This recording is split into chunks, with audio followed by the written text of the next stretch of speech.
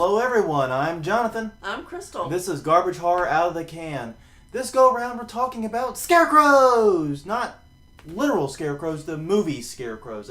Yeah, it had literal scarecrows. It did have little scarecrows in Sort it. A 1988 slasher horror film starring a whole bunch of people you've never heard of.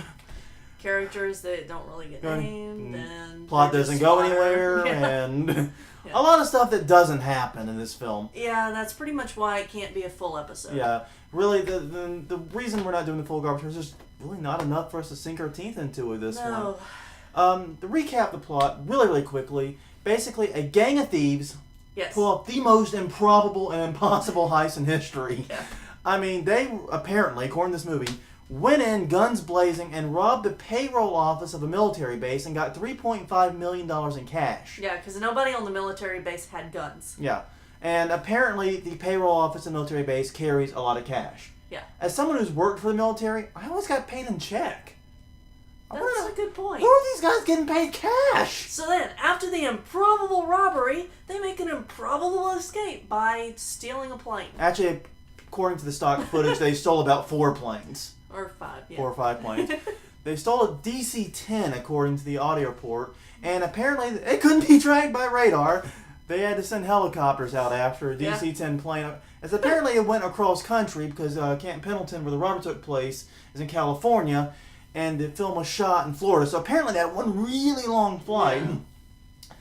And after one of the members of the group tries to stab him in the back, tries to steal the money, they all land and have a big battle of sorts in the only scarecrow field in the entire country, and there's no crop that I could discern.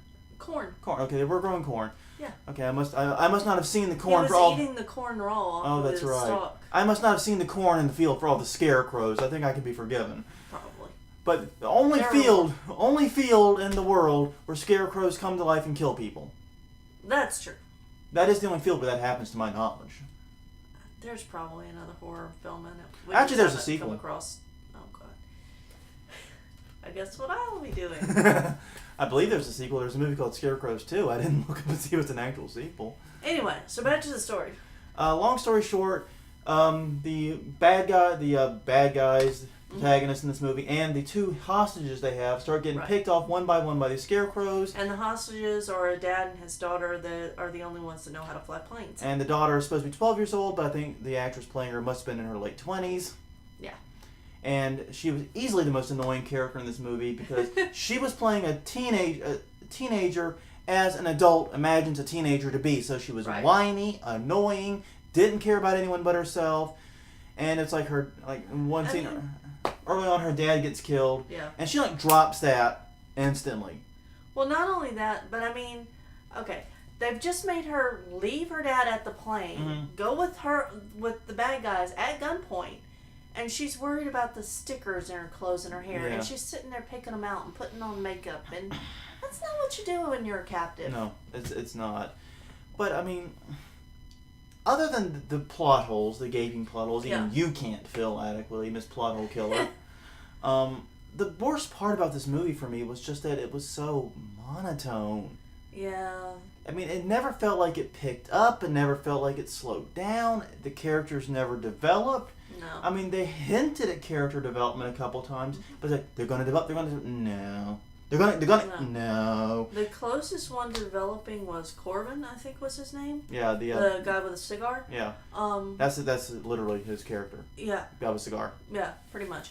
But he comes off across as this big bad guy, and then he winds up being the one at the end that kind of makes a turnaround. Yeah. Well, the female Robert also began to show some affection for the girl too at one point, but she just reverted back to being a money-grubbing woman pretty quickly. Yeah, she kind of went the reverse route with it. Yeah, it was really interesting with her because it's like she had the promise of real character development and just screw it and going for the money.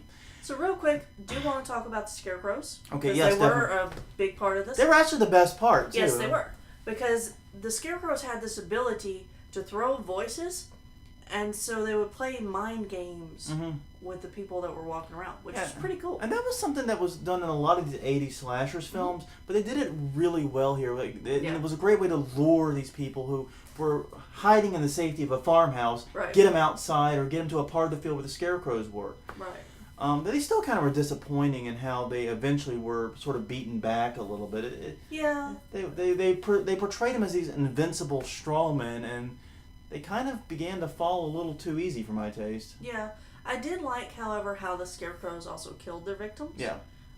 They would remove all their internal organs and stuff them Mm-hmm. back with other things. Straw, money, whatever was hanging Yeah. on the ground at the time. And bring them back to life under their control, of course. But Of course. that was pretty cool.